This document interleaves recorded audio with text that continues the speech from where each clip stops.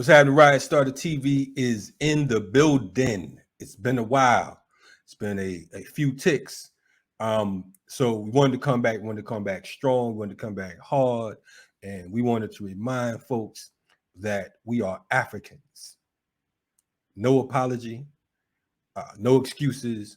We're Africans. We say Black power, but when we talk about Black, we're talking about being African, and we spell African with a K. Now, we got that out the way.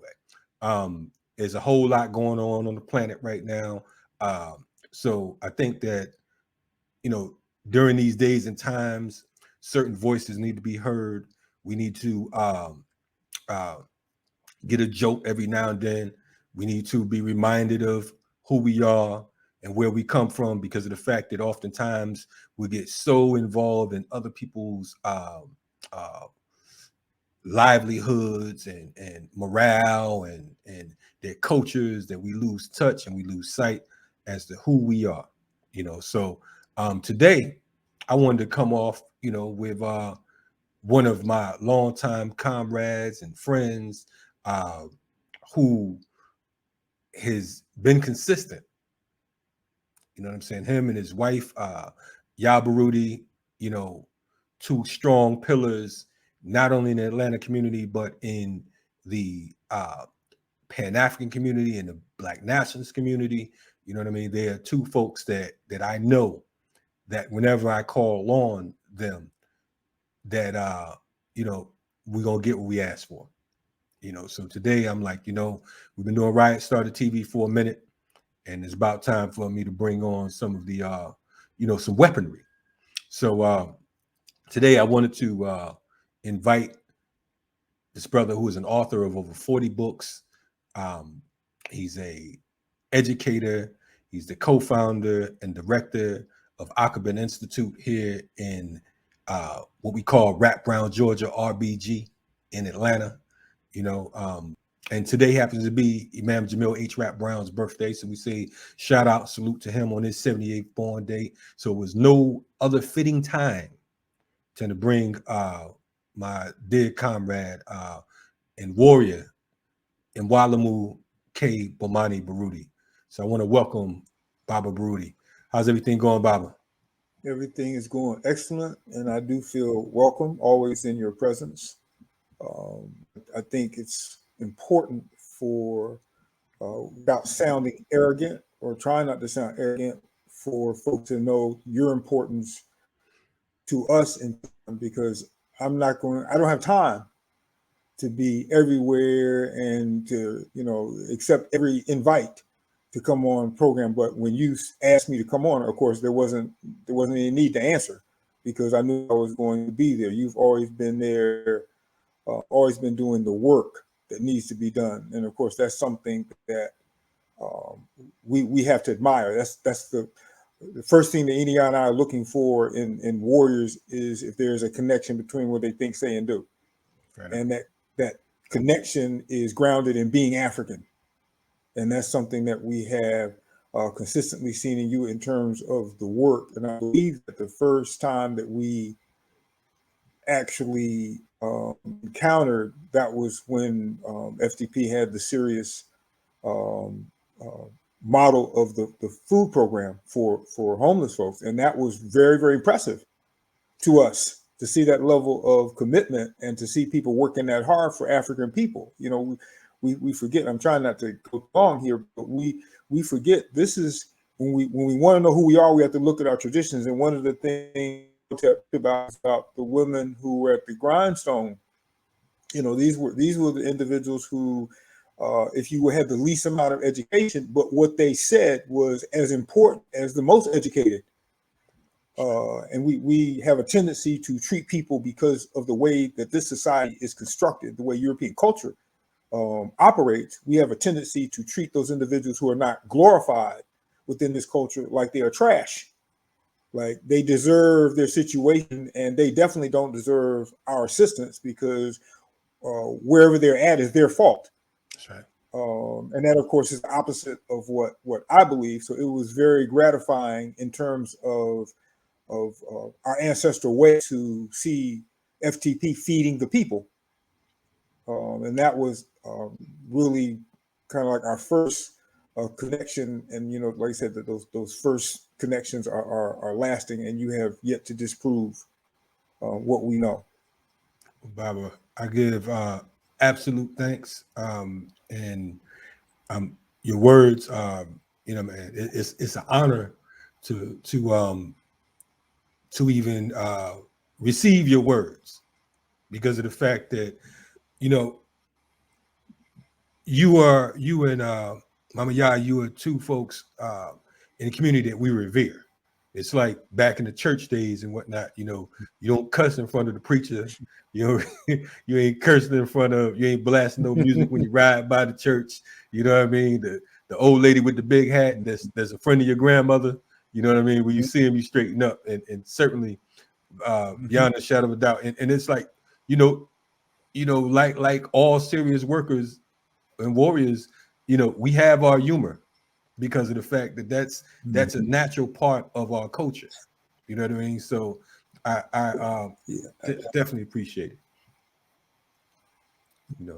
But I wanted to for folks who are not familiar, because of the fact that as times change, and new gods come up, and the internet is a factor now. So oftentimes folks miss the menu. You know what I mean? They catch a snack, or they catch Yes.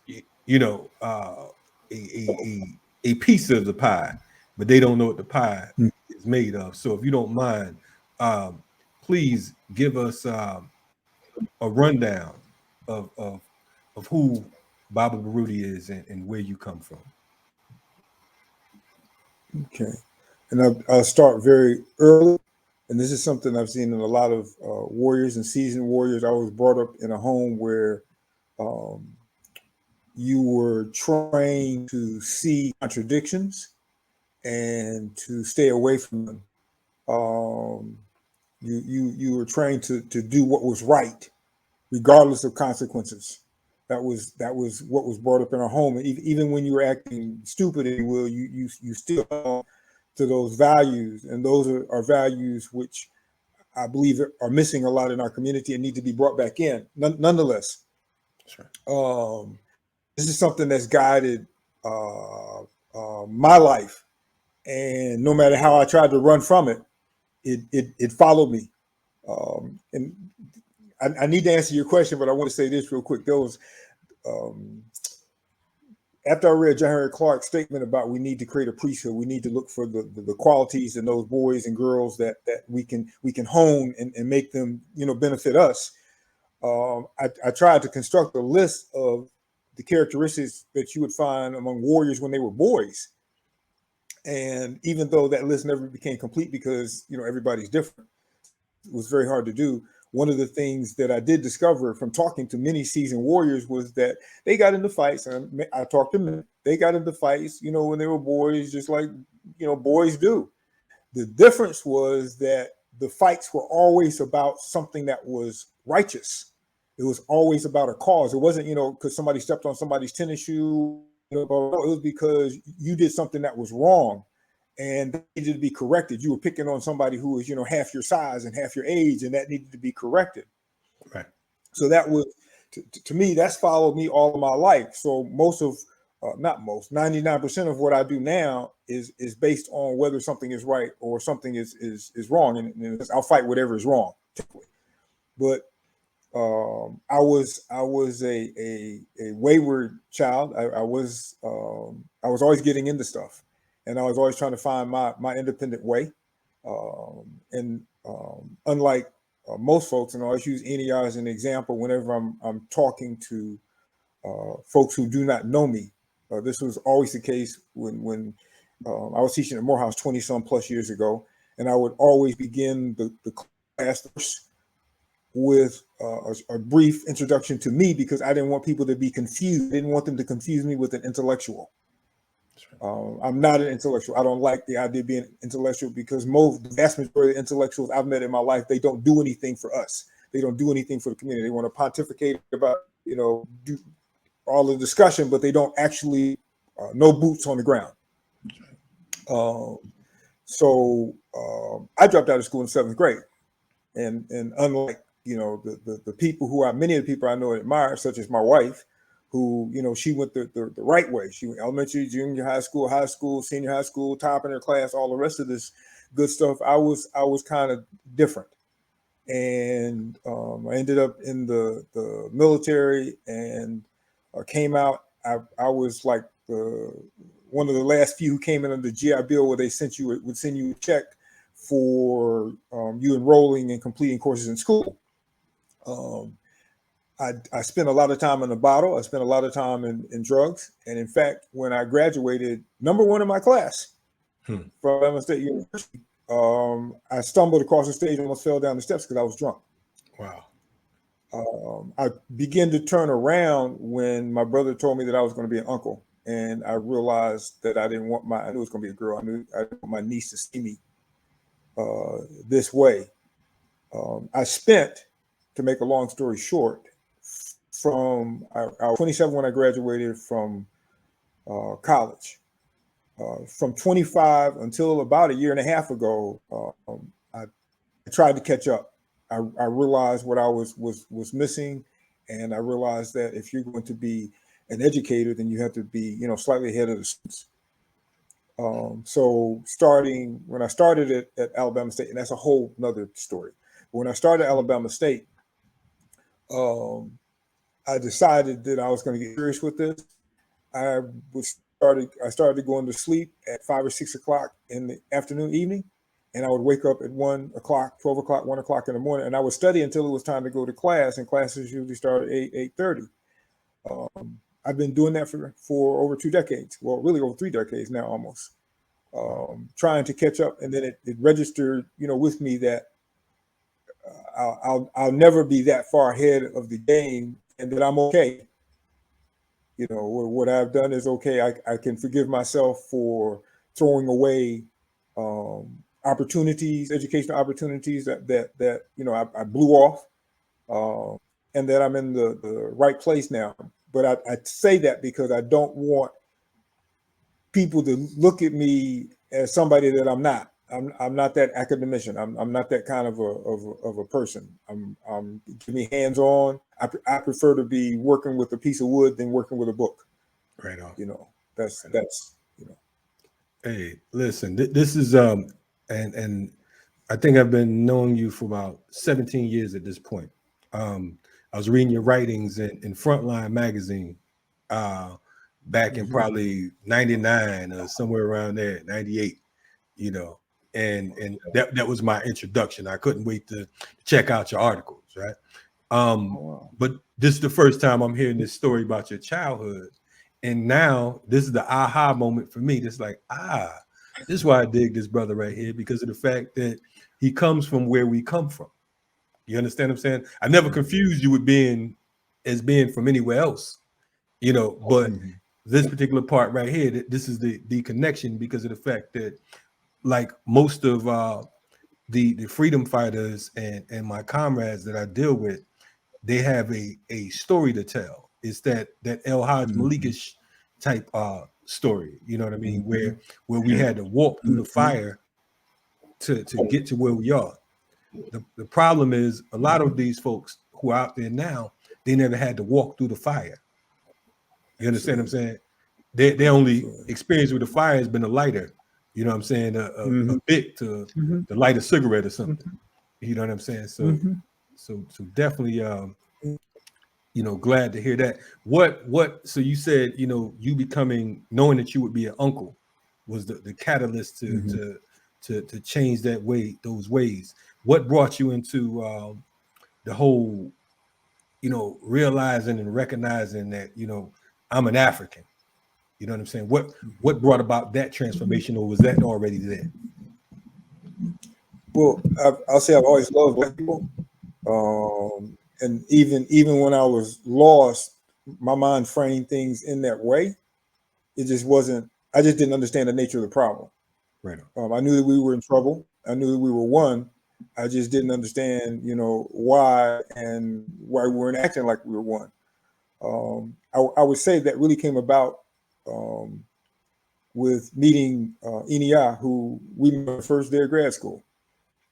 And I'm pretty much she says introvert. I'm pretty much, a loner. And I don't have a problem with that either, because that allows me to get work done. Otherwise, I couldn't get done. At the University of Chicago, ran into a lot of things that I didn't understand, things that I wasn't able to articulate well enough in our math. So we started pulling in books and started getting clear, and ran into New Concept Development Center, which is Haki and Safisha Madabuti's bookstore, and they had the school, and our daughter became enrolled there and began to learn some things. But I would argue that most of my learning came from the Black section in the Regenstein Library, which is University of Chicago's library. And if I remember correctly, on the 5th floor, the back, and there are like 2 sets of shelves, which, it's maybe 20 feet worth of shelves, and it's nothing but us. And I would go there and stay there for hours and hours and hours and bring home books from there, and read them. Interestingly, the entire near decade that I was at the University of Chicago, I never came across anybody in that section. No one ever came through that section or went to that section the entire time that I was there. And I was there a lot of hours. So it was more of a self-education. A lot of things that were going on in the city, I didn't know. We didn't have the transportation. We didn't have, the ability, and it wasn't laziness. It also wasn't an awareness. But we were digging, and we talked a lot about our story, or our history, about what had gone on with us. And Inia, she comes from, and as you've indicated, we're one. She came from this very small town called Sharon, Mississippi. The first time I went there, I had never seen that kind of poverty before. And Sharon, Mississippi, in the Delta. But I had not seen, I read about and seen in movies, dirt roads and barefoot children, and all the rest of this, but I had never seen it firsthand. Right. And I had never seen that kind of love before either. I had never experienced that before. But she would tell me stories about her family. Her family's huge, but she would tell me stories about her family. What happened to an uncle and what grandfather did and all the rest of this. And I understood then why she was pro-Black. It wasn't like radical because she wasn't crystal clear either. Right.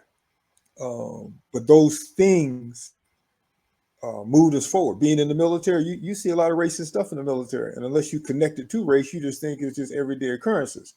Right. Brothers in the military getting Article 15s and losing strike money, right. You look down, the white boys, they're not getting, anything. And they're the ones that are selling us the drugs. Right. So all of those things, I say that the military, and you look at the negative things in your life, and there's, if you look at them right, something positive comes out. So I look back, the military taught me about European global domination on this planet. My job for a number of years was typing in the sorties, the flight plans for the bombers. Wow. And I came to understand that, they can drop a nuclear bomb anywhere on this planet within 20 minutes. That's how much, get refilled in air and all that. This isn't secret stuff. So I don't think the FBI or CIA, whatever's going to come to my door, why are you giving away secrets? But this is what I did. Right. This is what I did. But if I hadn't done that, I wouldn't understand this. And Minot, North Dakota, is a place where you got the missile silos in the ground, the surface missiles. So it was really serious there. When I went to University of Chicago, I learned how they academically validate this, how they make it normal, how they make this the way that they naturally are, and that we should, honor that. And then, of course, coming to Morehouse, sadly to say, that's where I learned about Negro. I'd known about folks who, kind of like worked against us or didn't like us, what have you. But, there I came to understand the fear of Negroes. And I'm not talking about students. I'm talking about, faculty of primary administration. I had never seen that before, that was where I came up with the thought, well, how can men of God fear other men? Right. It wasn't registering how that could be. Of course, I understand now money and all the rest of this good stuff and mentacide really began to escalate at Chicago State. I taught for 2 years at Chicago State while I was in grad school, which was a beautiful experience. The most beautiful academic experience I believe I had, because virtually everybody in my class were women. And all of these were women old enough to be like an aunt, old enough to be aunts. And they wanted to know who we are. Wow. You know, what we were, but I'm not talking about black first. They want to know who we are. And it started because I remember one day I said a quote by, an important black revolutionary, and they didn't know the name and they didn't know the quote. And it registered to me at that time. Oh, okay, we know the quotes by him. We know the quotes by Europeans. We know the quotes by Asians. We know the quotes by everybody except for black folks. So I started at that point in time, which led to Revolution Day books. I started writing this every day. In the beginning class, I'd write a quote or proverb on the board. Sometimes the discussion that would consume the entire class, and that carried over, of course, into Morehouse. But things like that make you dig. It's like right. if you don't know how to play chess and you want to teach your child how to play chess, well, you'll grab you an introduction to chess book, you learn the basics. While you're teaching your child the basics, then you go and learn, something a little more advanced. So when they get the basics down pat, then you can teach them that. Right on. So those quotes and proverbs propelled a learning about us, because I needed to be able to explain more of what I was talking about, more of what this quote was about, how it was directly related to African people. Okay, this came out of African people's mouths. So what did this mean to African people at the time that they wrote it, or at the time that it was becoming words of wisdom? Is the experience, the books, of course. I forget sometimes how much I have read. Any I will remind me, but I forget sometimes how much I have read, and that, of course, was a major factor as well. But it's the action, which I'm sure is your life as well. It's the interaction, and if you are concerned and if you love your people, and I don't think anybody, as someone said many years ago, I don't think anybody loves African people more than revolutionaries do, because for the sovereignty and survival of people who want to die in many cases. That's right. That's right. So the experience of dealing with individuals who want to win, who want to learn, and you better be prepared to explain things in a way that they will understand. My mother used to always say, you speak to people in language that they understand. That's right. And that's not talking down. You talk to them in the language that they understand, just like they talk to you in the language they think you understand. And that's important, because I think that, that's one of the things that we're lacking. We have, you mentioned, like with the scholars and the academics, oftentimes, the pontification and how much I know is more important than how much I do. You know what I'm saying? So, I appreciate the theory and the practice, and just the story you tell and the experience, that puts it in context, because of the fact that, as I often say, you know me now, but you don't know what it took for me to be me. Mm-hmm. And sometimes if folks actually knew your story, the same folks that hate you might applaud you. They'd be like, man, I can't believe you went from dropping out the 7th grade to teaching at different universities and being an author of over 40 plus books and having your own school and all that type stuff, So, and mentioning the plantation poison, the drugs and the alcohol and all that, this is when we bury each other. They're like, oh, it's hopeless. You know what I'm saying? You say you dropped out in drugs and alcohol, like, man, he's a bad dude. He don't stand a chance. But that's what I often look at brothers like El Hajj Malik Shabazz and George Jackson and folks like that who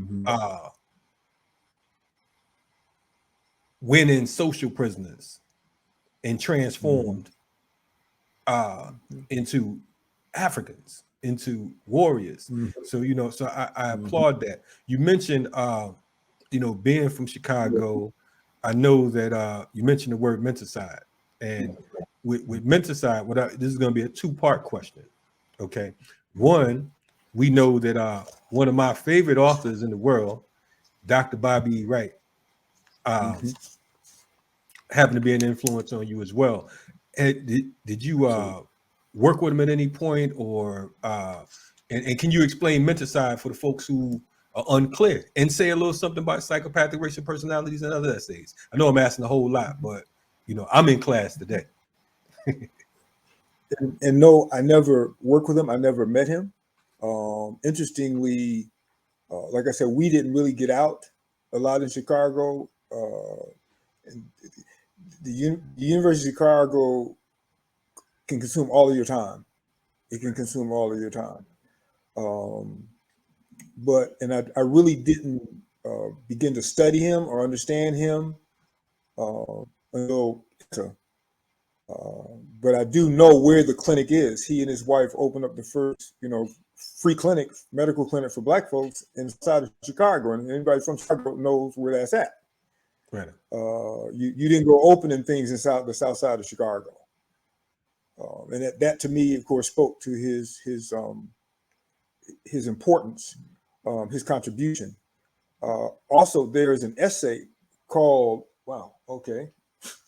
and I didn't bring it here for this, but it's called Mentacide, the Ultimate Threat to the Black Race by him, which I consider to be his most important statement. And it surprised me that it was in his psychopathic racial personality and other essays, even though he didn't put that together. Still, that should be the first one in there. Right on. Of course, I understand why.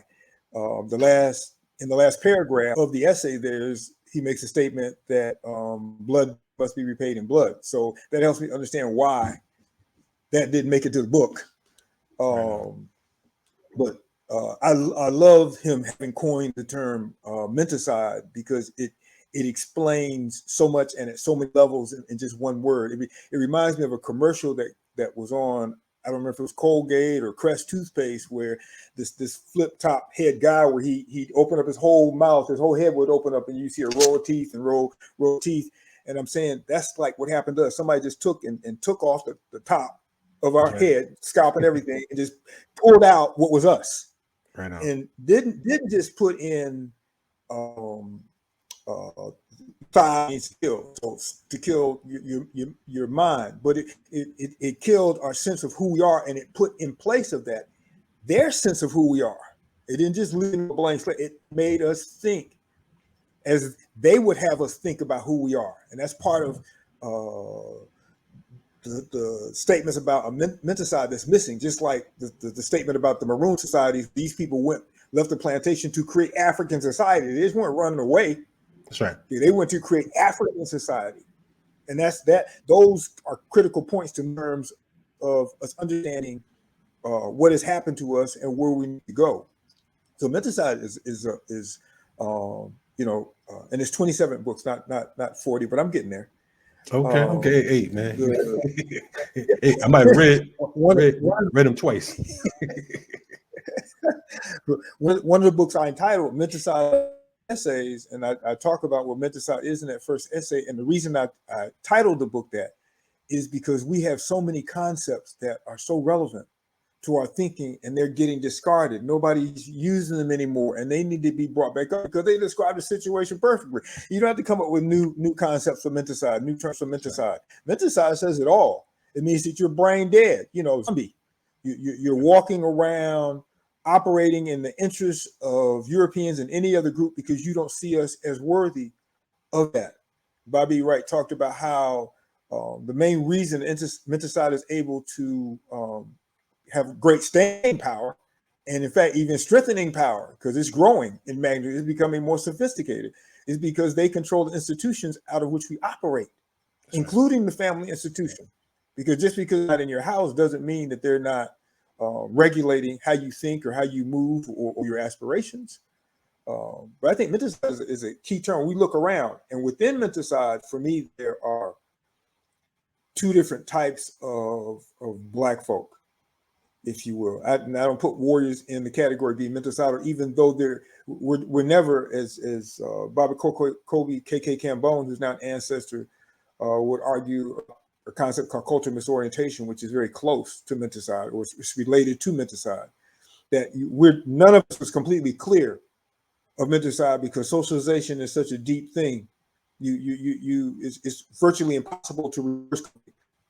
And I thought for a while, that I was, I'm above that. I'm not menticidal anymore. I don't do these things against African people. And I'm inside, I believe it was a Kmart or a Walmart, and it's around Christmas time, and I find myself singing the Christmas songs that in my head, that are being played. I said, okay, yeah.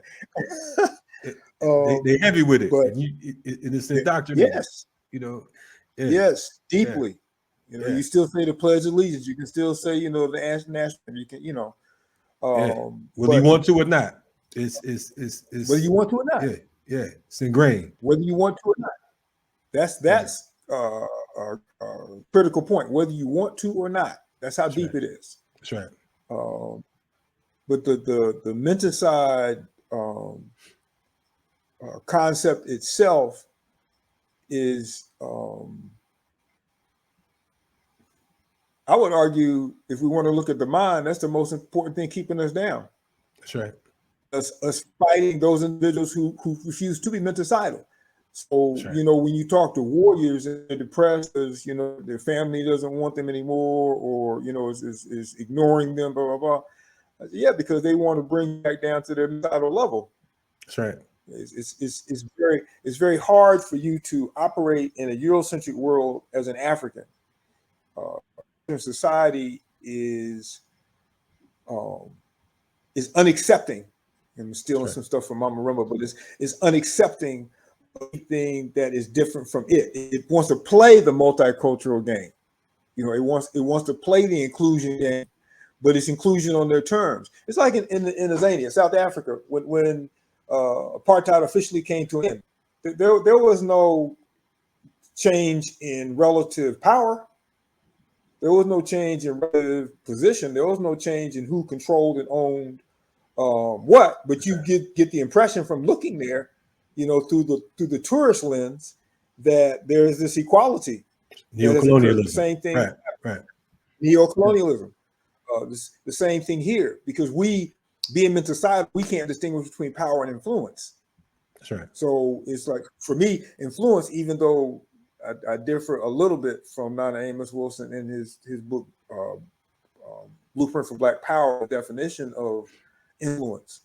For me, influence means that you are not power. You see yourself as powerful. You see yourself as having a better ability to change the minds of people who are powerful to use their power on your behalf. Which is what I used to see even when I was coming up, looking at the 100 most influential Black people in the front of Ebony every year. Right. Say, okay, yeah, they're influential, they're powerful. Right. Power means, like Wade Noah's definition, you do what needs to get done, regardless of obstacles, regardless of opposition.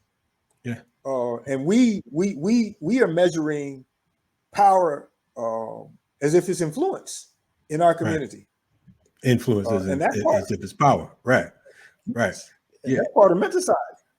Yeah. I mean, part of menticide. Yeah.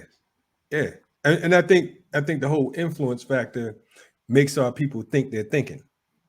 And the power, the power helps you to think you're thinking, when in fact the powerful know you're not thinking at all, because of the fact that they know you're powerless.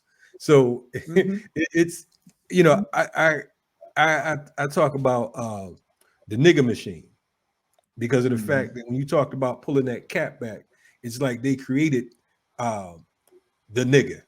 You know what I'm saying? It's like this is a manufacturing tool. Let's take what's in it and take the spirit out of it, take the common sense out of it, take the intellect out of it, and replace it with this European version. It's like the old cars and the new cars. You know what I mean? How the old cars was steel, die cast metal, and now the new car just fold up when you sit on it. It's gonna be dented. You know what I'm saying? So it's like we're a facsimile. you know, Absolutely. of Africans. You definitely, for folks who haven't read or got into Dr. Bobby E. Wright, I strongly suggest you check out Dr. Bobby E. Wright. But you mentioned another name of a serious elder in our community. You quoted Mama Marimba Ani. You know, I want to, if you don't mind, because I'm definitely working on getting Mama Marimba on the show, but we already know how that goes. So I might have to have you say some good words. But Yeah, you know, absolutely. but Yes. definitely I want you to speak on the term Yurugu and you know what that means, because of the fact that again you have so many, you know, folks who, you know, they just think that terms are being thrown around and, you know, what's this new word and all that type of stuff, you know. So And Mama Rumba, I'm glad that you said that, because that also, in a sense, was a way out of you talking about taking the spirit out, taking the common sense out of our thinking, and that's the heart of I would argue her. And if we miss that point, the removal of the spirit, because that's what the prison system is designed to do, to break the black man's spirit, to break the black woman's spirit. Enslavement. And of course, when you lose that, then your common sense is guided by somebody's interpretation of reality. But Mama Marimba, and I will say this, I know that we have some wonderful thinkers internationally, but for me, she's the most important scholar that we have, warrior scholar that we have today. I think that she is the very most important one that we have today. And I think that Yurugu is a classic for us. I don't know how many times I've read it. I know we have multiple copies. I believe there are 5 copies just in this home alone. One of them so ragged I have to use 2 rubber bands to hold it together. Mama Marimba is, well, her concept of Yurugu, and it's not her concept, just like mentacide wasn't, Bobby Wright didn't invent the word. Mama Marimba didn't invent the word Yurugu. It came out of I'll say a myth from the Dogon people. And when you read the myth in terms of sort of like a creation story, if you will, and the creation of people, if you will, and Europeans in their creation, the first man, European man, he was so arrogant in his interpretation of what he could do in reality and knowing everything that he left before he got his nail shot.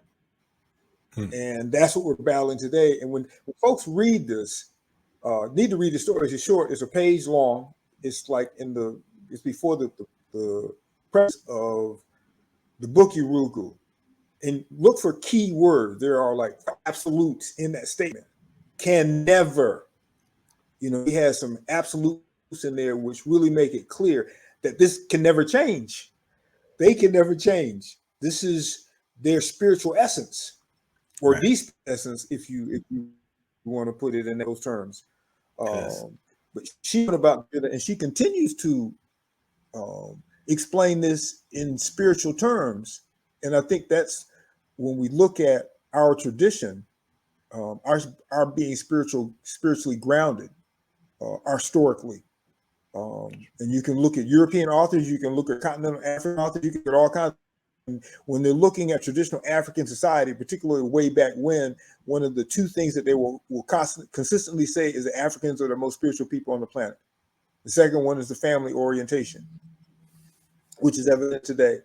But when you look at Western science, you see how deeply it is despiritualized, where you cannot consider anything in scientific terms if any kind of aspect of spirit is involved. And when you did that common sense and spiritual removal, which you talked about, that speaks to why we're in the position that we're in. And there's another point that you brought out earlier, which is directly related this to me. And I don't know if anyone has really done a serious analysis on it. I talked about it in one of the essays in Clarity, I believe, where children go through stages of psychomotor development, if you will. You know, when they learn to discover their hands and their feet, and then they begin to walk and discover, you know, talk and caring for people. They go through stages. Right. And they might go through them at different rates because they're different children, and they might miss one, but they got to come back and get it.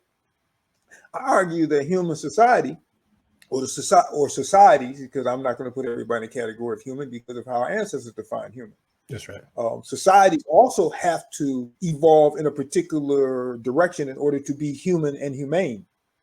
So we had thousands and thousands and thousands of years of becoming human, if you will, where by the time we got to like Kemet, by the time we got to Kush, by the time we got to these places, we were already fully developed as human because we had gone through the stages of development. We had gone through the process of the learning, and within each one of these learning stages, there is a becoming human component.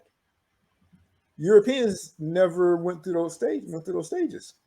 So their definition, and this is when she talked about their definition of being human, occurred when they encountered people who were human and they began to imitate that. They began to mimic that. They never went through the process where it was, from the heart, where it came from through the experience of that struggle of becoming human. And that's why, in terms of how our ancestors defined human, you weren't born human. It was something that you had to become through your behavior, through your thought. But the way Europeans define it, anybody, and that allows them to be human, if you will. So serial killers are human. Rapists are human. People who kill 10 million people in the Belgian Congo, they're human. Mm-hmm. So it's because of how we define things, which is based upon, I say all the time, we're people of evidence. Where in order for you to be something, and the community has to define you can't define yourself as that. In order for you to be something, there has to be ample evidence that that's what you're, we've always heard, well, you're only a father if you're there, taking care of the children and all the rest of this. Well, the same thing applies to mothers. Right. The same thing applies to sons and daughters, et cetera, et cetera. But in this insanity that we're operating in right now, none of that applies, because if you were born, then you're automatically human, and whatever you do and however you do it, then that's okay, because it's just an individual expression and all the rest of that good stuff. No, we have rules and parameters that allowed you to be human with all of the possibilities without you, being inhumane to other people, thinking in an inhumane fashion, interpreting society of Earth like it was something to be played with, like it was something to be, as J. Kroger say, something to be raped. It's a whole different cultural mentality that produces a whole different social reality. John Clark talked about, he wasn't the only one, of course, but he talked about how there were no prisons in traditional African society, nowhere. So Ghana, Mali, Songhai, major empire prisons. And why was that the case? Because we understood what isolating people in these things away from the community, especially now that prisons are being built centered around solitary confinement cells only, where you don't do that to people because that hurts their soul, that hurts their spirit, that does damage to that. So what kind of culture, which now everybody else is following, but what kind of culture has that as its base, where you have so many people who are locked up in European society, so much crime, so many prisons that you have to start penal colonies around the world where you ship your prisoners. Australia, New Zealand, Tasmania, all these places were housed by Europeans, and who came here? That's right. Okay, were settled. That's one of the words I really detest.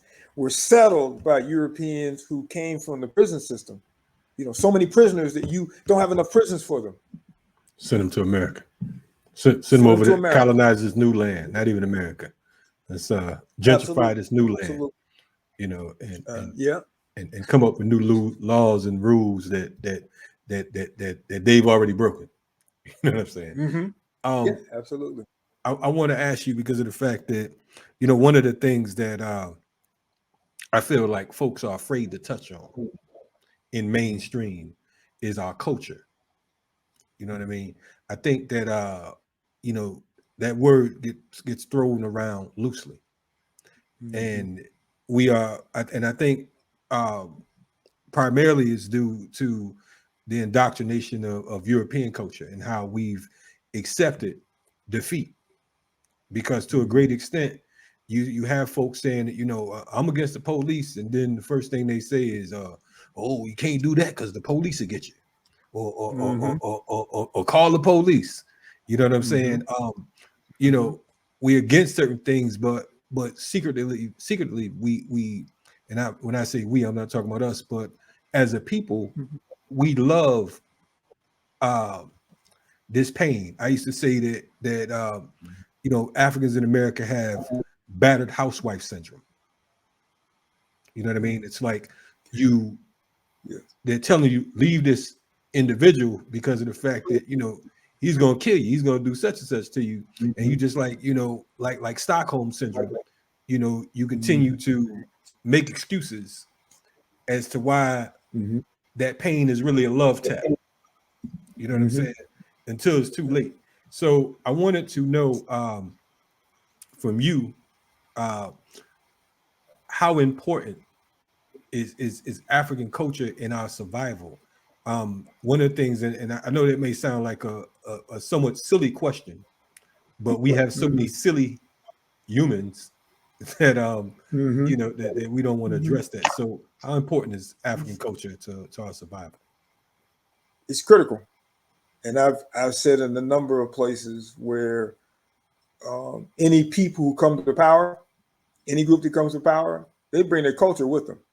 They don't discard that. And when you look all over the world, everybody's holding on to their culture except for us. And those of us who do many cases are only taking on those bits and pieces which are acceptable to other people. The culture is critical. I mean, we talk about Sankofa. You're not just returning, so as you say, you know, grab a dashiki or an ankh, and you know, say I'm African. Right. This elder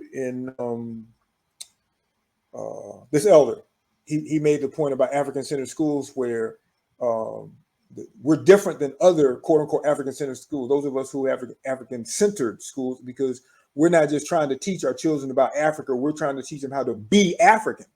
That's right. Which is a whole nother level, a whole different level of personality and analysis and all the rest of that. Culture tells you who you are. You know, we're adopting, stealing, trying to be other people's culture because we see them as successful. They have taught us that ours is not successful. They see you all lost the war, so obviously your culture is inferior. I've heard a divinity student say, well, if God wasn't in favor of the Europeans and they were correct, then they wouldn't be in charge. And I'm, you know, I want to slap them and me because I know I just didn't hear that. The culture tells you who you are. We'll walk around, we'll say we are ancestors, but we don't understand what that means. That's right. Okay, our and not to take off on a tangent too much, but you find in African spiritual system, the oldest ancestor is the creator. So we trace our line all the way back to, you know, the beginnings, the origins, the God, if you will, you know, and that's supposed to be our way, our behavior. We have adopted. This is so painful sometimes to talk about because I'll often talk about the oracles, the principles of my eye, and I will go over them with the students.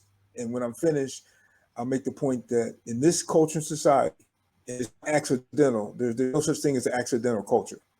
In this culture and society, we have systematically been led to a place where every single solitary oracle of Ma'at has been flipped up on its head and its opposite glorified. Wow. If we're going to be African, then we have to follow the way of our ancestors. We're calling our ancestors stupid by ignoring them and saying other people's value system, other people's vices and virtues are better than ours, are more worthy of ours. We want to play this we're all human game, and it doesn't make a difference whether you're African or whatever. You just follow whatever the culture, and we're creating this. No, you're modeling on what some people have already established. There is no deviation from European culture in America.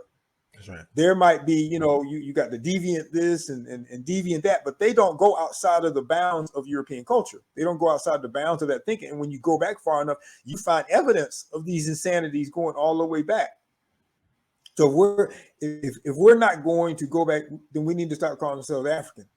That's right. We need to start calling ourselves Black. We need to eliminate the African completely and totally, because being African follows a particular mentality, so that if you're an engineer and you're designing a building, well, that culture is going to help you to formulate what that building looks like. If you're going to have family and how you teach family, grandma, and how you treat, you know, the neighbor's child or whatever, that goes back to our culture. And now we've moved so far away from that, following people, as now John Clark was saying, who don't know where they're going, trying to be accepted by them, acting like we're vanquished, like we were in a war, we lost the war, we should have lost the war because we were less. So we're running away from who we are. That you talked about, that battered housewives syndrome. Yes, that's us to the T, because we are running this and don't recognize who we're running. There's a movie that I'll talk about, The Deep Blue Sea, and in this movie, these genetically modified sharks, the facility that they were in, which was mostly underwater in the middle of the ocean somewhere, there was an explosion and it began to, you know, it messed up everything, and people need to get to the surface and would, you know, find these routes and open up doors and they're in as they're slowly but surely finding their way to the top. And when they got to the top, it registered. Okay. The sharks were directing you where they wanted you to go when you were running. When you were in protesting, what have you, they wanted you to do it in that particular way. So that allowed them to still stay safe and remain in their power base while you thought that you were going, you know, you thought that you were running to freedom, but you were running into stronger chains. So we're running with all our might toward imitating them. And now so many of our children are lost. And yes, I know Mumu said if they're lost, find them. But some of them are like lost and would fight with all their might to keep from being found, because this is what they know. Can't fault them. This is what they know. This is all they know. So we have relinquished. We have spent generations relinquishing anything that's African. There will be a long discussion to say we lost on slaves, which of course can be regained, but we lost. We talk about the drums, but nobody talks about the proverbs. Proverbs were forbidden also. You couldn't speak in proverbs, and proverbs is African wisdom. That's a major part of our culture. And now that we're back to proverbs, what we're allowed to say, or what we've been led to say, is very selective. African people have proverbs about everything. So what would make us think that African people didn't have proverbs about warriors? And I had to dig and dig and dig and dig and go through many books to find, you know, any tiny bits and pieces of proverbs about warriors. So this is selective. Right. And hidden. This is very selective. And that's our culture. Yeah. Yeah. And that's real. I mean, what you're saying is heavy. It's like what you was talking about, you know, our people. I know you said children, but, you know, I mean, African people, period, particularly here in America, it reminds me of childbirth and death. It's like when you when a child's being born, you know, he's kicking and screaming and fighting not to come out. Then after, because they got comfortable in that society, in that womb. Then after that, they get comfortable in this society, this quote unquote world, this womb, and we fighting not to leave this particular system. We're fighting to live and we're fighting to die. Fighting not to live and fighting not to die. You know, so that's a real interesting piece, man, because you know, it's the way of the wayward, you know. But you know, one of the things you mentioned, children, Aquaban Institute. How long has it been in effect, and why on God's green earth we need an African school? Well, to go back a little bit in time, Enia, like I said, very poor part of Mississippi. Well, Mississippi for us, all over is poor, but she was the smart child in the family. She was also family is first. So her goal in going to school was to get the kind of education where she could come back and open up a school for her nieces and nephews. That was her aspiration. I never really had aspirations where I wanted to be, who I want to be. So, you know, I'm following this dream because it sounds good to me. It makes perfect sense to me. Right. We came to at least been able to place our daughter in places where we felt comfortable with, that were quote unquote African-centered institutions, and what they didn't give her or what we disagreed with. It wasn't so much we couldn't correct it when she came home, and it wasn't in conflict. Right. When Adwa got to the 9th grade, the school that she was attending, they decided not to have a high school anymore because there weren't enough students to justify that. At that time, Morehouse was in the process of moving me out, and one of the ways that they did that was to pay my salary for 2 years, where I didn't have to do any work. And that first year, yeah. So sometimes when Negroes attempt to hurt you, they help you in immeasurable ways, because if that hadn't happened, Akaben wouldn't have happened. That's right. So I was supposed to be working on my dissertation, and I said, well, we didn't know what to do with Aju. I said she can either spend time, my class on campus, and then on Eniya's day, she spent time with Eniya on campus. I said, but since I'm home, she can just stay with me, and I'll homeschool her, and Eniya could bring home the language arts when she was home. After we decided to do that, within a week, the other classmates of hers somehow got wind of this, I'm assuming through Adwa, and their parents are calling saying, well, you're homeschooling homeschool ours, and that's how Akaben started. Wow. That right there. Of course, that came and kind of bit Adwa on the butt, because for the first few years it was nothing but a bunch of boys and her, and she was very unhappy there weren't any girls there for her to mingle with. But it was like fulfilling that dream, and we had noticed, we had studied African Center School because of Eniya's dream, and one of the things that we noticed is that most of them will stop at elementary school or middle school. Some of them, like I said, it's not always African centered. Some of them just wanted to protect their children and keep them safe until they were strong enough to get slapped in the face by racism. Right. They weren't raising them to be, warriors in our community. They were just trying to keep them from out of harm's way for a little while. But we decided to go all the way through high school, and we started with the 4th grade, because that's essentially when I began to disconnect from school. And I said, well, if that was when I began, then it's earlier than that now, so we need to at least start at the 4th grade. We wanted some place where the high schoolers could go from middle school to high school. And we're ending we're beginning. This is the 22nd year. Wow. It exists. And 22nd year. Akaben, 22nd year, but we never saw it as just a place for the children, even though that's been the majority of the work. I've done a lot of courses online. We've done a lot of courses here in the evening for adults, a lot of outreach things. The books began, believe it or not, in order to keep Akaben alive from studying other schools. So we saw independent school in Chicago. We saw a number of other independent schools, and we realized that no independent school, I don't care how elite they are, white, whatever, they still need funds more than tuition in order to survive. And we looked at other schools to see how they did it, and there was 2 that had bookstores connected to the schools.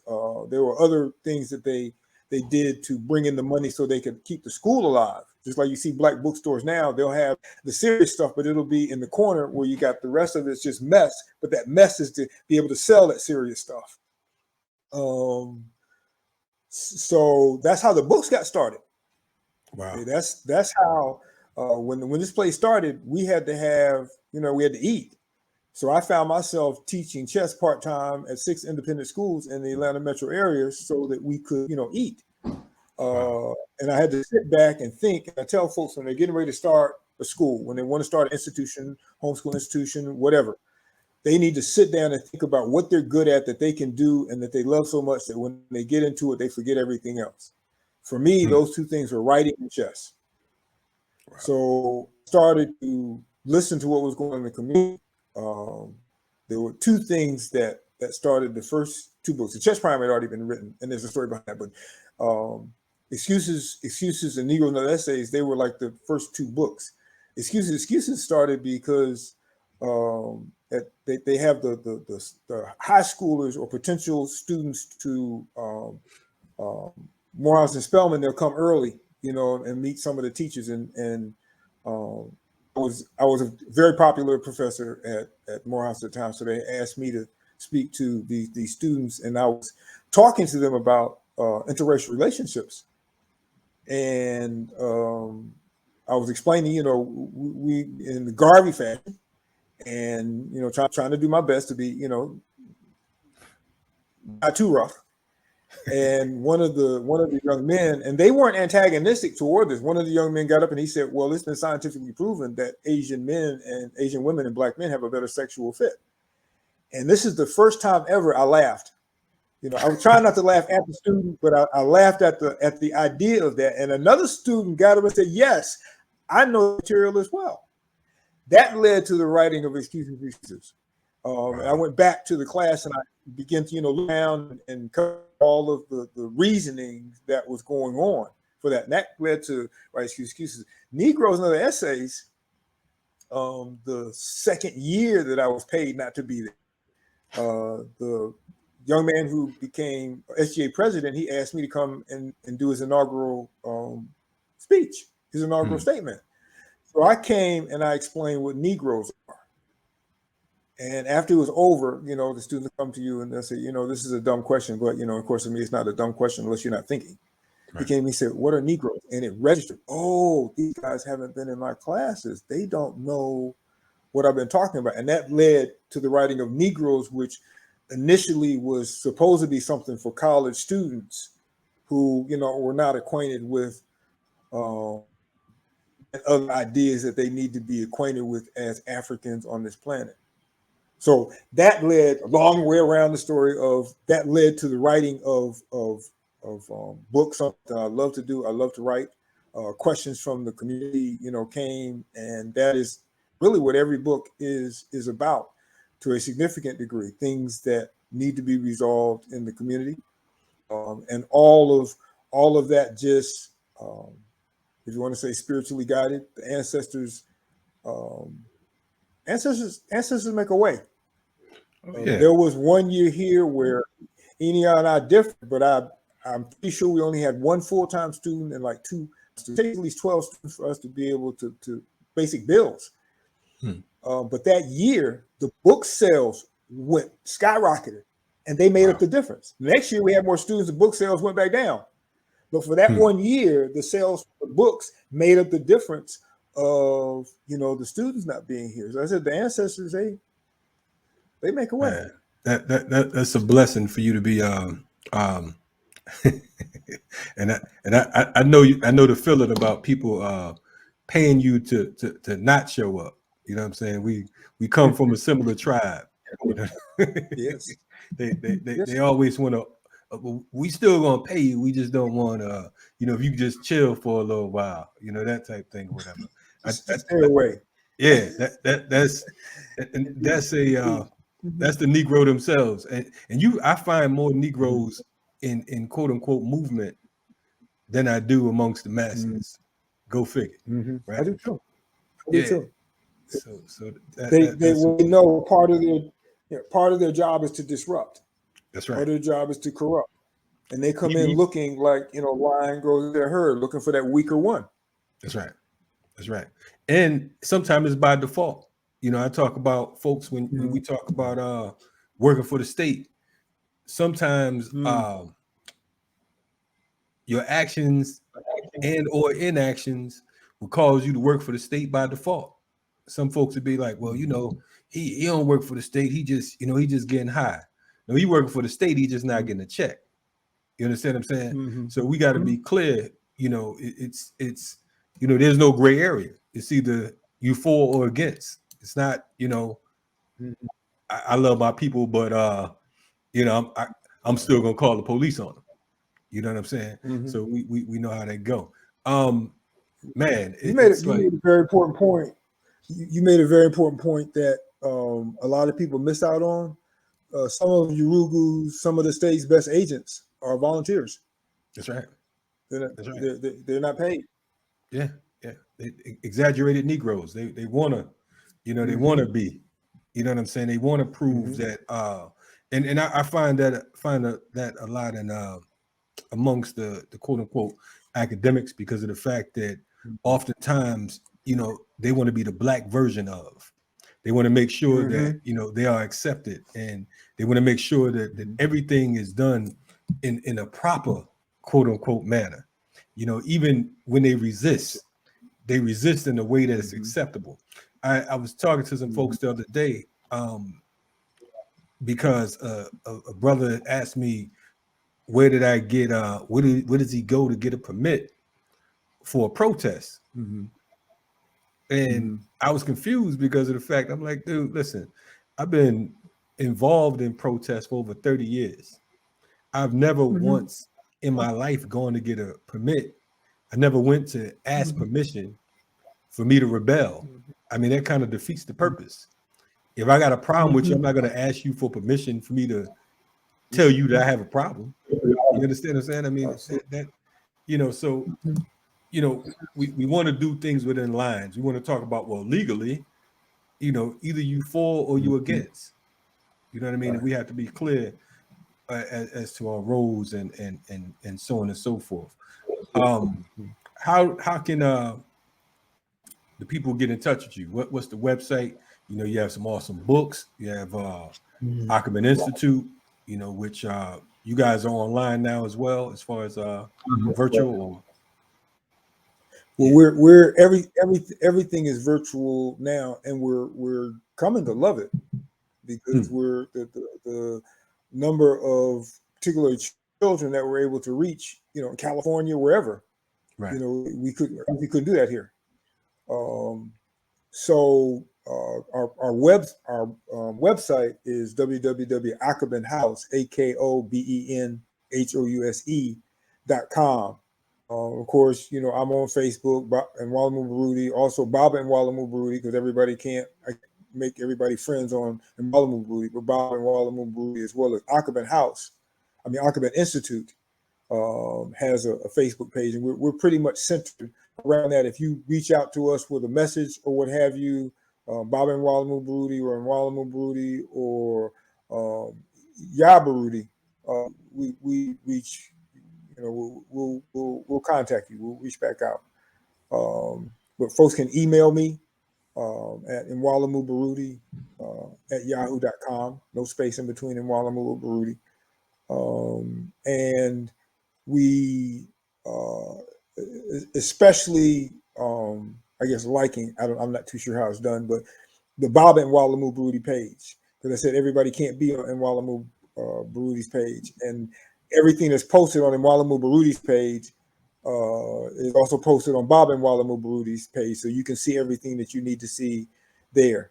And of course, our site, all of the books, 27 books, 3 workbooks, one each for Safo, Iwa, and Message to the Warriors, and the DVDs from lectures and courses throughout our existence are available there. Hey, Baba, you know, I'm like, you know, I'm thinking this is probably the first time I've ever interviewed you, which is wild. I think it is. I think it is. Well, I mean, you know, we think so. It's like, why would you want me when I simply be saying what you would be saying? You be saying. Hey man, you know, but they got to hear it from someone else because of the fact that, you know, it's just like with white folks, it sounds better when they say it sometimes. You know. You know, I know. I know. You can say the same thing, but what they say, it don't hit the same. We, you know, I'm looking forward. I think I was just looking through some of my materials a couple of days ago, and I realized that the last piece we did together was probably February of last year. I think that was the joint that Griff, you and myself did over in the West End. Yes. Yeah, so that's been, I think that was right before COVID really started punching, you know. So we, you know, so here and now, me being the man that I am, we need a commitment to do something before the end of the year, and it could be virtual, whatever. So, you know, definitely want to put that in the air, you know. Oh, absolutely. That's not a problem for me. I guess even though that was a good memory, I think my fondest memory was the Warriors Day or the Men's Day, where your knuckles accidentally slid into somebody's face. Yeah, I remember that well. That was full of exciting things that day, that weekend. Hey, at sometimes, man, my grandmother used to say, "You don't believe cow hunger hook." Now I ain't never know what that meant, but but it was usually found. It was usually followed by some form of violence. So, so every now and then, man, hey, man, Gotta do. hey, Do. sometimes they don't believe you, man. But definitely, man, give the love to the family, and I'm looking forward to many more things and any work or any announcements, whatever. This platform, wherever I'm at, you there. So just understand that. So definitely love and appreciation, and I see you on the battlefield. Absolutely, my brother. I appreciate you asking me to come on. I enjoyed this, and soon. Cool, indeed. All right, no doubt. Okay. Hey, checking out Riot Starter TV. That was Baba and Mwalimu Baruti. You know what I mean? Definitely check out his works. He's a serious worker, period. A serious fighter. And he's someone, him and Baruti, they love our people, and it's evident just on the words that he was speaking. We appreciate y'all checking out Riot Starter TV. We'll be hitting you way more often. We got some surprises and some two pieces we're going to be hitting y'all with. We got some international interviews coming up, so make sure you stay on the right side of the barricades. Get involved in the organization. Check out our website, which is thepeoplesarmy.org, thepeoplesarmy.org. Also, we have a documentary coming out. Go to organizingistheNewCool.com. That's organizingistheNewCool.com. And we have a whole lot more coming your way. So make sure that you stay in touch. Love and appreciation. Stay black and stay ready for revolution. Riot Starter TV. We out.